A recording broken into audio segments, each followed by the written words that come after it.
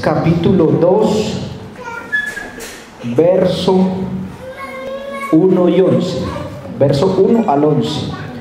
Filipenses capítulo 2, Filipenses capítulo 2, vamos a leer del verso 1 al verso 11. Tiene como título Humillación y exaltación de Cristo. Amén. Vamos a leerlo alternadamente como tenemos por sana costumbre, todos participando. Dice: por tanto, si hay alguna consolación en Cristo, si algún consuelo de amor, si alguna comunión del Espíritu, si algún afecto entrañable, si alguna misericordia.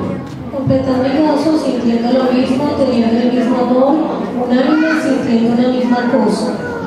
Nada hagáis por contienda o por vanagloria, antes bien con humildad, estimando cada uno a los demás como superiores a él mismo. No mirando cada uno por lo suyo propio, sino cada cual por lo de los otros. Haya pues en vosotros este sentir que hubo también en Cristo Jesús, El cual, siendo en forma de Dios, no estimó el ser igual a Dios como cosa a que aferrarse. Verso 7, aquí va a girar gran parte de la enseñanza. Dice: sino que se despojó a sí mismo, tomando forma de ¿qué? De siervo, hecho semejante a los hombres. Y estando en la condición de hombre, se humilló a sí mismo, haciéndose obedientes a la muerte y muerte de cruz. Por lo cual Dios también le exaltó hasta lo sumo y le dio un nombre que es sobre todo nombre.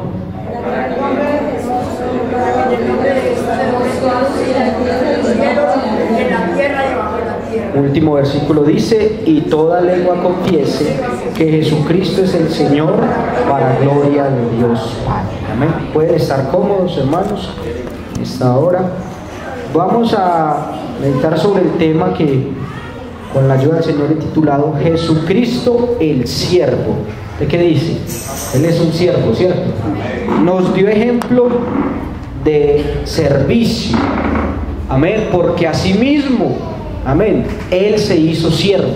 Él se hizo siervo a sí mismo. Si usted busca en el diccionario secular quiere decir los que utilizan los niños para la escuela, ¿cierto? Esos diccionarios que venden autorizados por la Real Academia de la Lengua Española. La palabra siervo significa como alguien que realiza un trabajo para otro, a alguien que presta un servicio a otro. Y dice en el diccionario que normalmente se refiere a labores menores, trabajo pesado, trabajos de ayuda. Esa es la definición que da el diccionario secular. Pero la palabra siervo en la Biblia, la definición ya bíblica, esa palabra siervo viene de una raíz griega que es doulos, que era utilizada entre ese momento cuando se utilizaba o se hablaba griego en el contexto también de la iglesia o donde se estaba desarrollando pues la obra. Era utilizada también para designar a los esclavos, o sea, a la persona de más bajo rango, porque todos hacemos un trabajo para otro, ¿cierto? Usted se monta un bus, le coloca la mano al conductor allá que él lo vea y él le para, pero él no es esclavo suyo, ¿sí? No, le está prestando un servicio.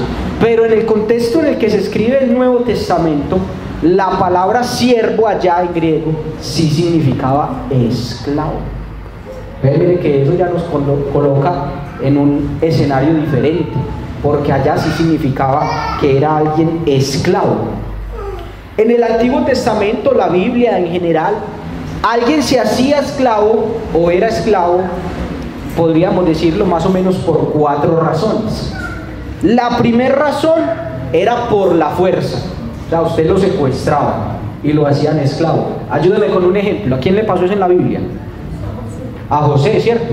José no dijo: uy, yo quiero ir a conocer Egipto, voy por allá a pasear, y si me toca entonces me quedo ayudándole a alguien en la casa como para que me den la comida y poder conocer. ¿Cierto que no? A él se lo llevaron a las malas. Más, lo tiraron fue a matarlo, sino que se salvó, Dios lo guardó, ¿cierto? Y como no lo pudieron matar, lo vendieron. Así que él fue esclavo por la fuerza. Eso fue en contra de su voluntad. La segunda, podríamos mencionar, es por necesidad, por carencia económica. Era como la última opción. Usted recordará que, por ejemplo, cuando allí, precisamente el padre de José, Israel, Jacob, había una hambruna en la tierra, y empezaron primero a descender a Egipto a comprar comida. ¿Con qué fueron primero? Con platica. Después, ¿qué pasaba? Cuando ya se acababa la comida, ya no había dinero, vendían los animalitos, vendían las posesiones, compraban comida, pero nada que mejoraba la situación. A lo último, la persona, y la Biblia habla de eso en Levítico, usted lo ve mucho, la persona misma se tenía que vender, porque decía, pues, una de dos, pues me voy a morir de hambre, o me voy y le trajo a este señor y que me dé la comida, ¿cierto? Y así fue que muchas personas se hicieron esclavas por necesidad. Nadie los tomó a la fuerza, pero si no había más, entonces fue por necesidad. La tercera es que algunos nacían siendo esclavos. Usted llegaba al mundo, era un bebé, cuando se daba cuenta usted era el esclavo de alguien, porque sus padres, cuando lo engendraron a usted, eran esclavos. Usted puede encontrar eso. Mira, ¿y eso en la Biblia dónde está? Claro. Mire, por ejemplo, en el caso de Abraham, cuando Abraham va a la batalla, a la guerra, para rescatar a Lot, que había sido secuestrado por otros pueblos, el texto bíblico dice, y Abraham salió con 300 hombres, y hay una expresión, dice, nacidos en su casa. Mire usted, o sea, que él tenía esclavos, esos esclavos tenían familia, pero los hijos de ellos pertenecían al amo también. Es una cosa que nosotros no la entendemos, ¿cierto? Porque es culturalmente diferente.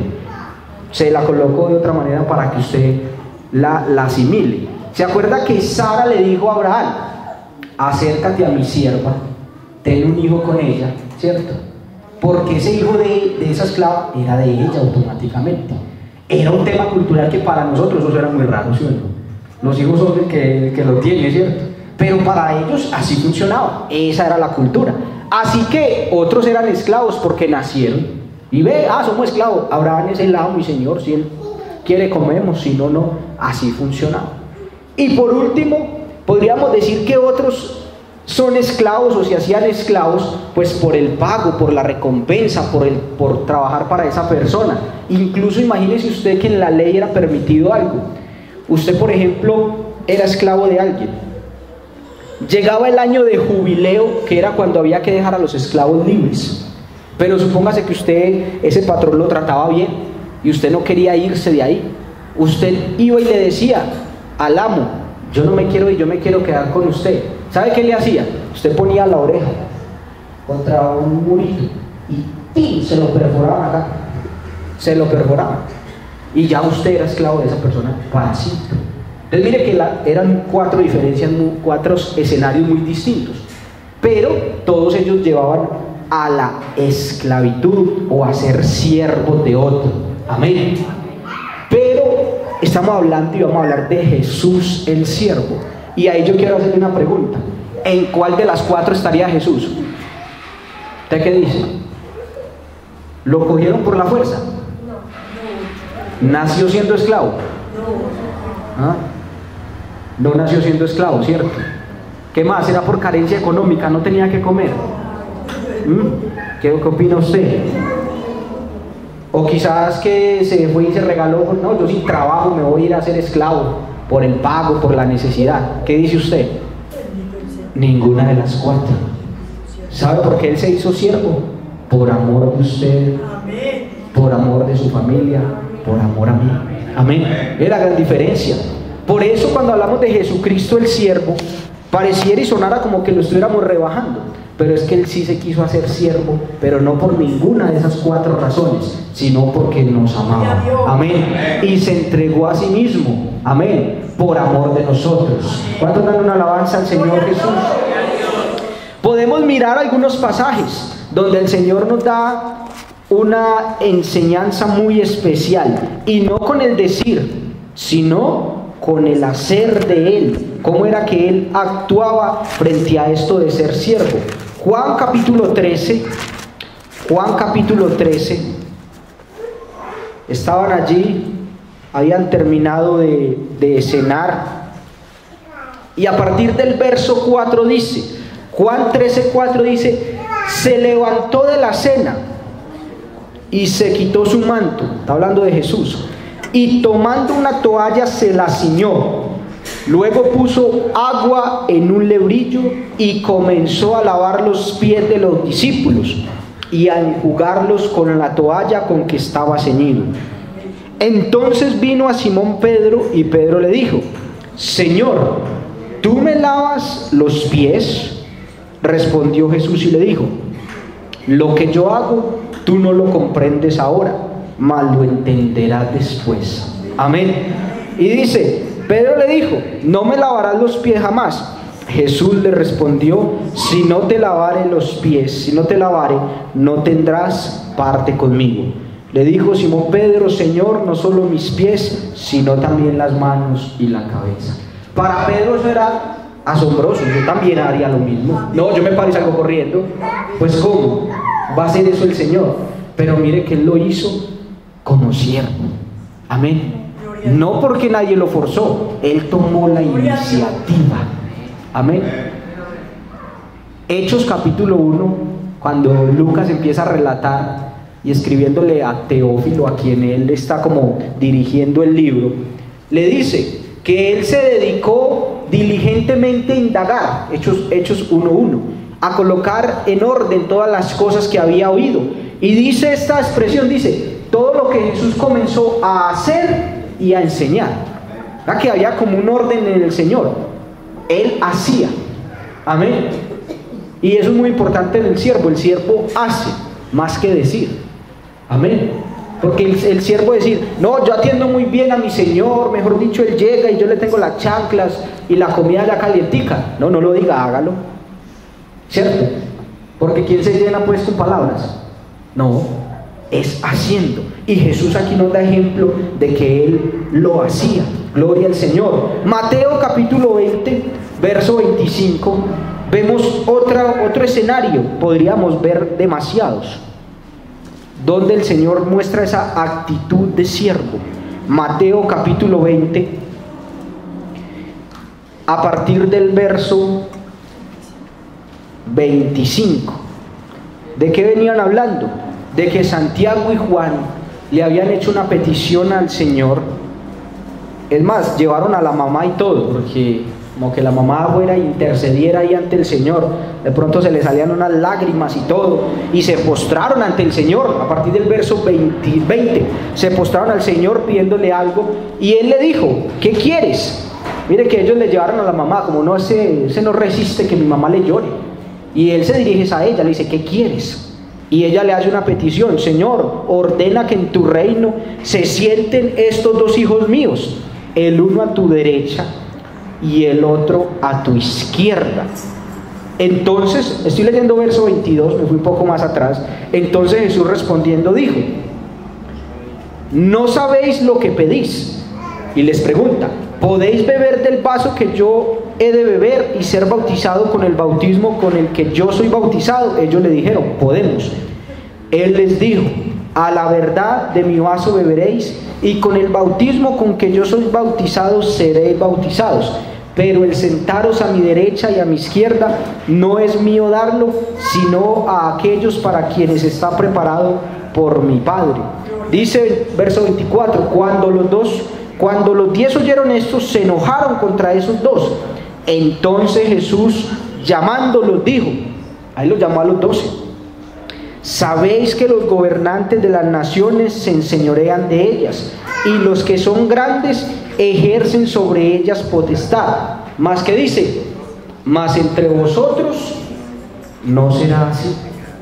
Afuera, ¿qué está diciendo el Señor? Y eso aplicado hoy, impera la ley del más fuerte, ¿cierto? El más fuerte contra el más débil. Pero dice el Señor, mas entre vosotros no será así, sino que el que quiera hacerse grande entre vosotros será ¿qué? Vuestro esclavo, vuestro servidor. Y el que quiera ser el primero entre vosotros será ¿qué? Vuestro siervo. Otra vez se lo repite. Y ahora coloca el ejemplo. Dice, ¿cómo? El Hijo del Hombre, o sea, como yo mismo, no vino para ¿qué? Para ser servido, sino para servir y para dar su vida en rescate por muchos. Gloria al Señor, denle una alabanza al Señor. Así que, hermano, meditar en esa actitud de siervo que el Señor tenía nos debe decir mucho a nosotros. Ni lo obligaron, ni tenía necesidad, ni fue por fuerza, amén, ni nació siendo un esclavo. Él se hizo siervo por amor, amén. ¿Cuánto más en nosotros debería haber ese amor para corresponderle a Él y servirle por amor, amén? No es de una manera forzosa, no es de una manera por necesidad, porque qué pecado, no, es servirle a Dios también con amor, así como Él lo hizo. Ahí donde leíamos en Filipenses al principio, capítulo 2, Filipenses capítulo 2, hay algo muy especial que nos muestra ese texto. Viene el escritor, Filipenses capítulo 2, verso 3 dice: nada hagáis por contienda o por vanagloria. Quiere decir que uno no le sirve al Señor por mirar como quién corre más, quién hace más. No, dice, antes bien con humildad.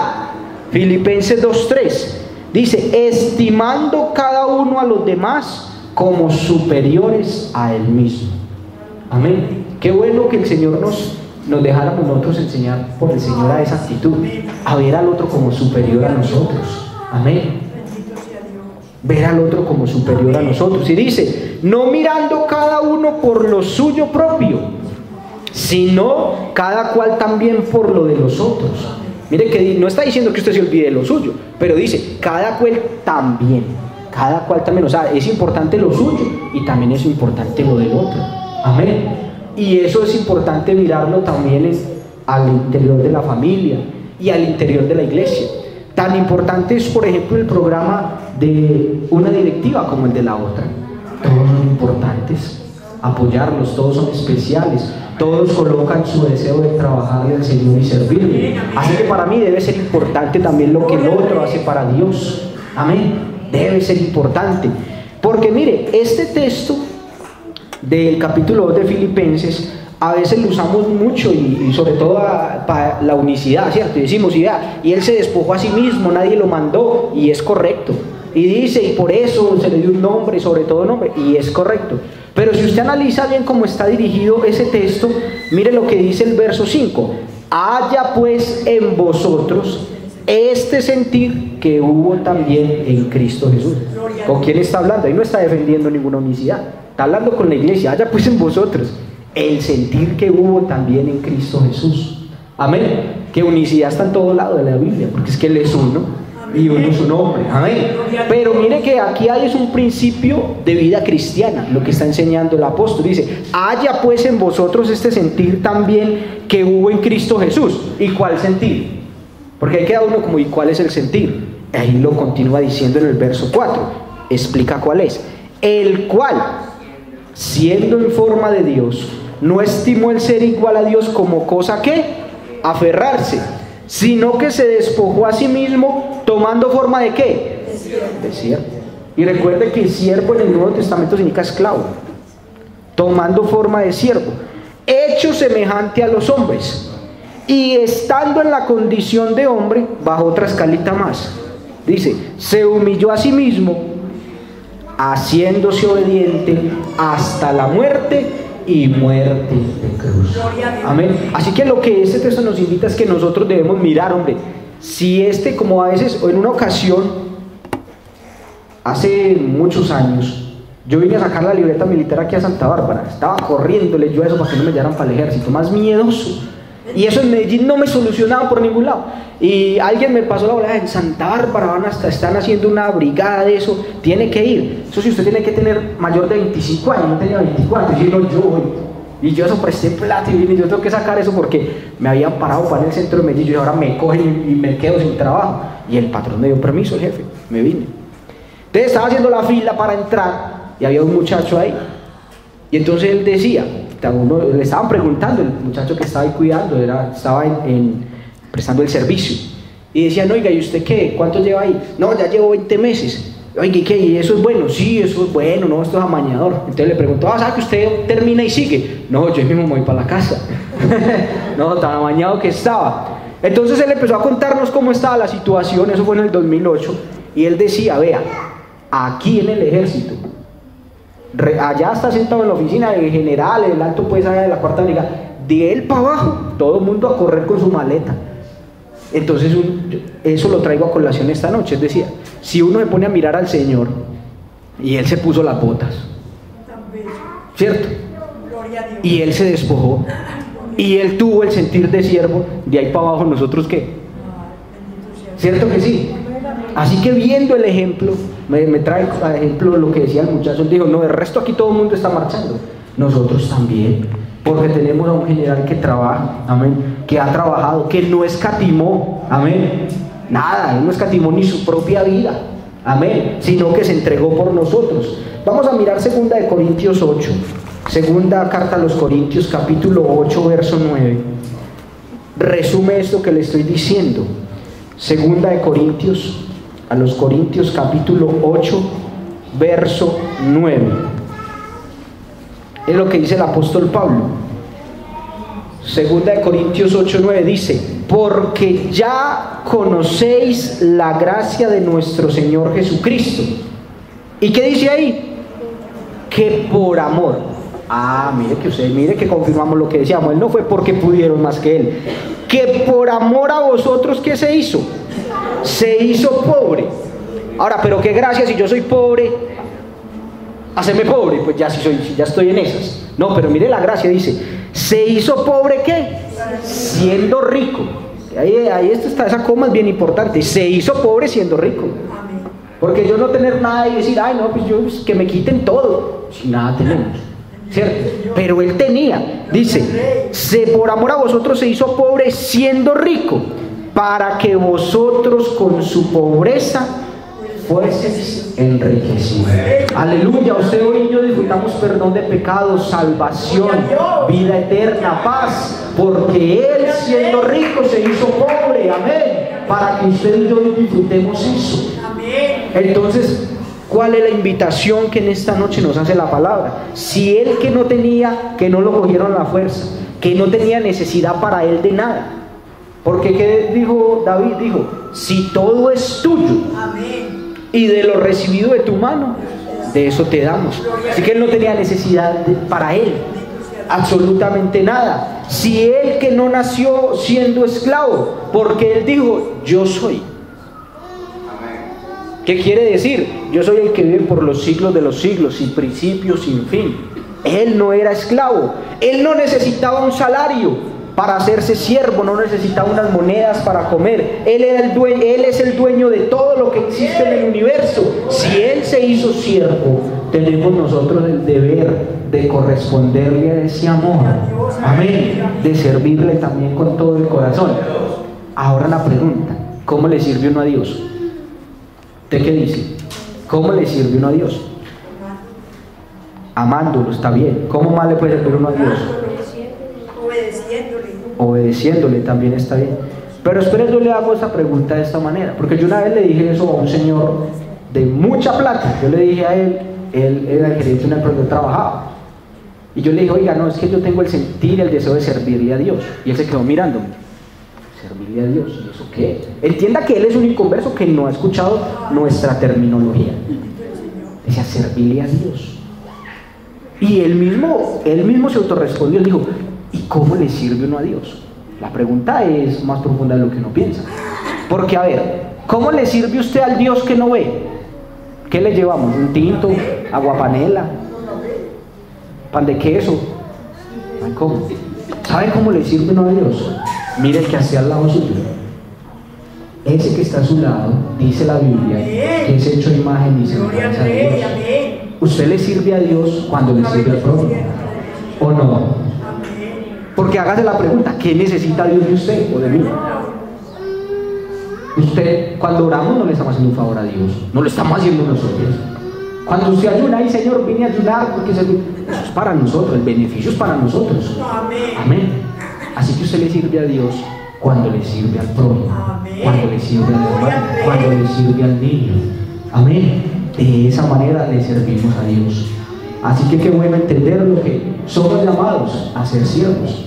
Somos llamados a seguir las pisadas que Él dejó, porque Él no nos está mandando a ser siervos sin Él haberlo sido. Él nos dio. Amén. Vamos a estar en pie. Vamos a darle gracias al Señor en esta hora.